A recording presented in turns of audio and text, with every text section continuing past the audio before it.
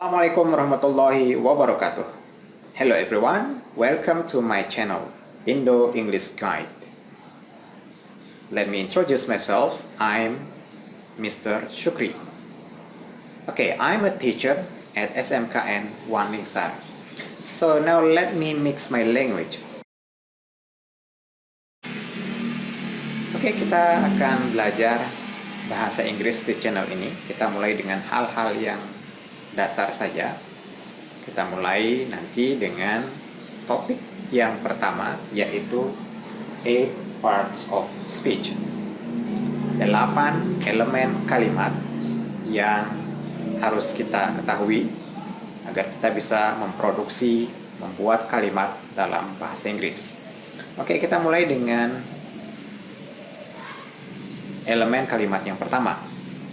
Yang pertama adalah noun.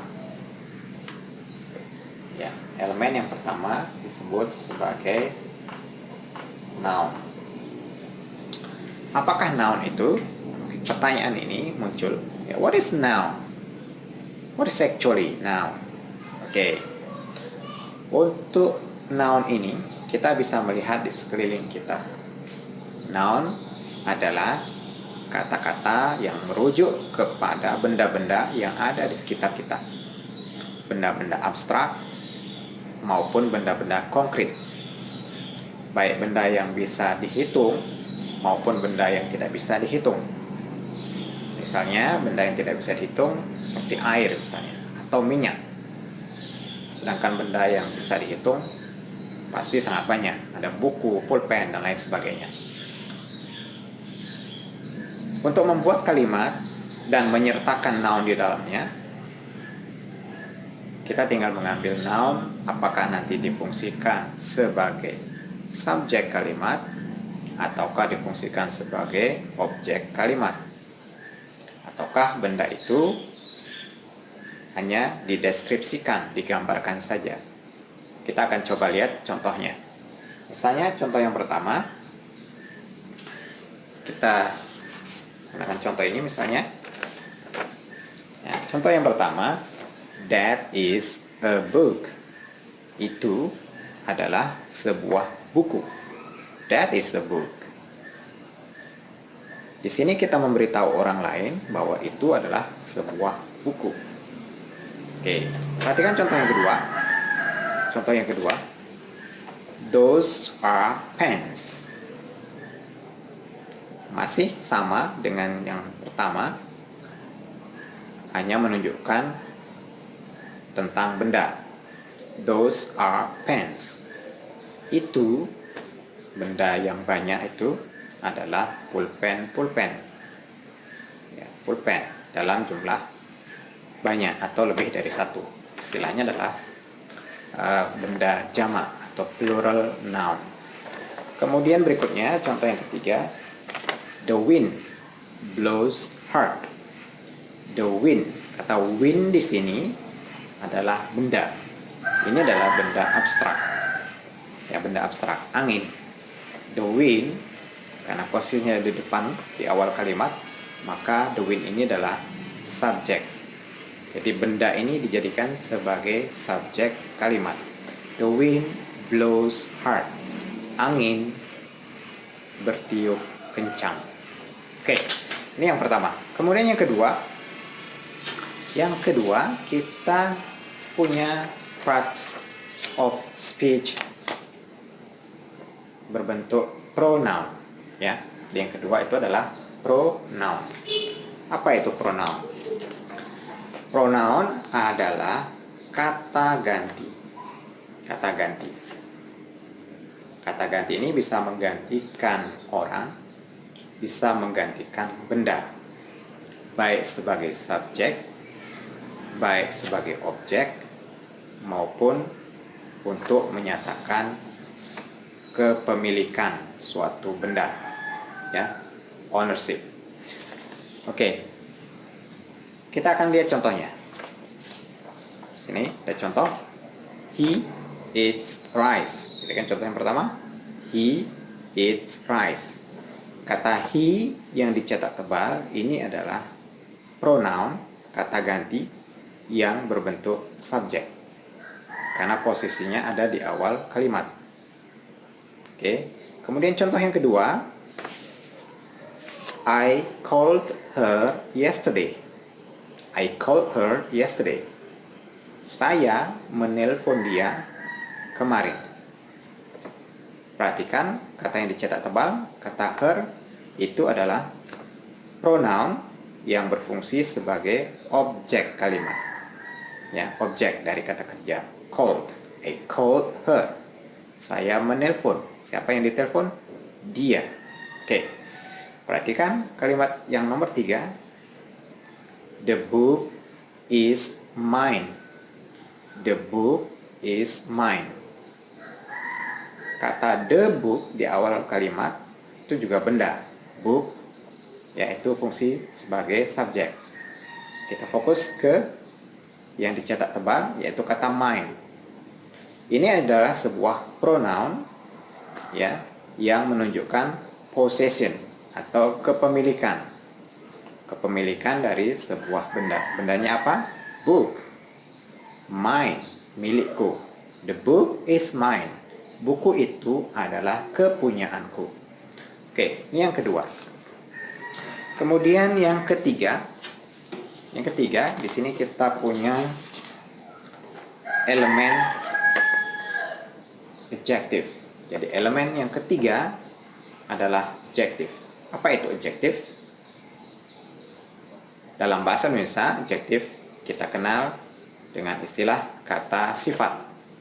Kata sifat pasti menunjukkan sifat-sifat, baik benda mati maupun benda hidup, baik orang, binatang, ataupun benda-benda yang ada di sekitar kita, pohon, dan lain sebagainya. Ini adjective. Jadi dia menunjukkan karakteristik dari suatu benda atau seseorang. Perhatikan contohnya. Yang pertama, the door is big.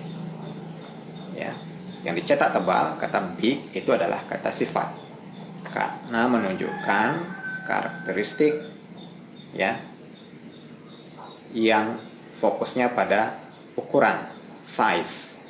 Ya, the door is big. Pintu itu besar. Kemudian contoh yang kedua, she has long hair. She has long hair. Perhatikan ke belakang, ada kata hair di situ, rambut. Kemudian berikutnya sebelumnya ada kata long. Kata long di sini menunjukkan ukuran juga, ya, panjang. Long hair, rambut yang panjang. She has long hair. Dia punya rambut yang panjang atau rambutnya panjang. Oke, seperti itu. Kemudian contoh yang ketiga, he is handsome. He, seorang laki-laki, is handsome. Kata handsome ini adalah kata sifat untuk menunjukkan bahwa laki-laki ini ganteng atau cakep. Oke, seperti itu. Oke, selanjutnya setelah adjective, kita punya elemen kalimat yang keempat. Elemen kalimat yang keempat ini adalah verb. Verb adalah kata kerja. Kata-kata yang menunjukkan sebuah action. Jadi ada action di dalamnya. Oke. Contohnya adalah we go to bed early. Actionnya apa? Oke, betul. Actionnya adalah go. Go artinya pergi atau berangkat. We go to bed early. Dalam kalimat ini harus kita maknai secara kontekstual. We go to bed early. Kami tidur cepat. Ya, kami tidur cepat. Artinya di waktu yang lebih awal, tidak bergadang. Seperti itu. Kemudian berikutnya, he sweeps the yard. He sweeps the yard. He subjek, pekerjaannya adalah sweeps. Tindakan yang dia lakukan adalah sweeps. Sweeps itu menyapu. He sweeps the yard. Dia menyapu halaman. Kemudian berikutnya, I drink coffee. Actionnya adalah, betul. Actionnya adalah drink. I drink coffee. Saya minum kopi. Itu beberapa contoh penggunaan dari verb. Kemudian setelah itu kita punya adverb. Ya, kita punya adverb. Adverb adalah kata keterangan. Ya, kata keterangan. Dia bisa menerangkan kata kerja di sini. Verb ini pasangannya verb. Ya, biasanya berpasangan dengan verb. Contohnya kita bisa lihat di sini. The wind blows hard. The wind blows hard. Yang dicetak tebal, kata hard ini menunjukkan adverb. Kata kerjanya adalah blows. The wind blows. Angin bertiup. Bagaimana dia bertiup? Hard, dengan kencang.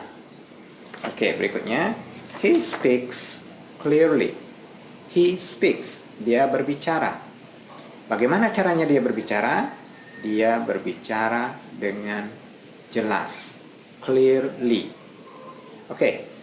Next, he moved quickly.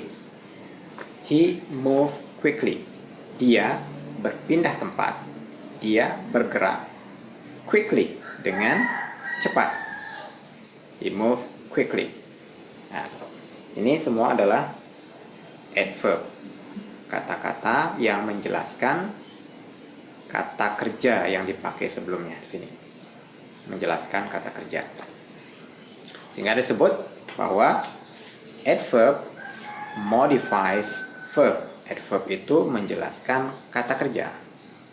Kemudian adjective. Adjective modifies noun.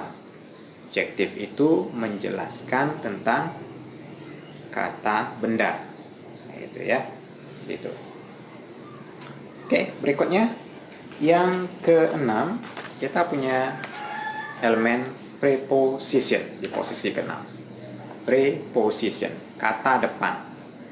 Kata depan yang menunjukkan posisi dari benda, dari sebuah benda atau dari beberapa benda. Preposition yang kita kenal antara lain ada in, ada on, ada at, kemudian ada to di situ. Ini yang banyak sekali dipakai. Ya, kita langsung lihat contohnya. Di sini contoh yang pertama. The books are on the table. The books are on the table. The books, buku-buku itu dalam bentuk jamak. Di mana buku-buku itu? Are on the table. On the table. The books are on the table. Buku-buku itu ada di atas meja. Ya. Kemudian berikutnya, contoh berikutnya, he works in the hospital. Dia bekerja di rumah sakit itu. He works in the hospital. Ini menunjukkan bahwa dia bekerja di dalam rumah sakit itu. Secara lebih spesifik, dia bekerja di dalam rumah sakit. Ya. Indoor, di dalam ruangan, seperti itu. Kemudian berikutnya contoh yang ketiga, I am traveling to Jakarta. Saya sedang traveling, sedang bepergian to Jakarta. Ini adalah preposition of direction. Kata depan yang menunjukkan arah atau tujuan. Ini adalah contoh dari preposition. Kemudian yang berikutnya kita punya elemen ketujuh, yaitu conjunction. Apa itu conjunction? Conjunction dalam bahasa Indonesia dikenal sebagai kata penghubung atau kata hubung. Fungsinya adalah menghubungkan kalimat pertama dengan kalimat yang kedua. Ya. Jadi di sini bukan lagi kalimat sederhana, tapi sudah menggunakan kalimat majmu'. Ada dua kalimat di sini yang bisa kita hubungkan. Contoh-contohnya misalnya ada kata and, ada kata but, ada kata before, ada kata after, dan sebagainya. Kita akan lihat contohnya di sini. Ya, lihat contoh yang pertama. He worked for an hour. Kalimat yang pertama. He worked for an hour. Dia bekerja selama 1 jam. Ya, dia sudah bekerja selama 1 jam. Kemudian ada kata and conjunction. And left. And left. Ini sebenarnya dua kalimat. He worked for an hour. Dia bekerja selama 1 jam. Kemudian kalimat kedua adalah he left. Dia pergi. Dua kalimat digabung jadi satu menggunakan conjunction and. Oke, ini sekitar contoh. Besok ada pembahasan yang lebih lanjut. Kita lanjut dulu ke contoh yang berikutnya. She had breakfast before going to work. Ya, she had breakfast. Dia sarapan. Ya, di sini. Ini seharusnya dicetak tebal adalah before. Ya, conjunctionnya yang dipakai di sini adalah before. Oke. She had breakfast. Dia sudah sarapan. Kalimatnya kedua. She work. Ya, she goes to work. Sebenarnya kalimat yang kedua. Kalimat pertama menyatakan dia sarapan, kalimat yang kedua dia pergi bekerja. Digabung dengan menggunakan kata before. Jadi di sini menunjukkan sebuah urutan kejadian. Kejadiannya adalah dia sarapan dulu baru pergi bekerja.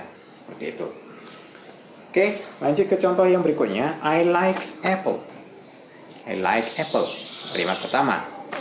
Kalimatnya kedua, I don't like orange. Ada dua hal yang bertolak belakang. Like, I like apple, saya suka apel. I don't like orange. Maka di sini dihubungkan menggunakan kata hubung but.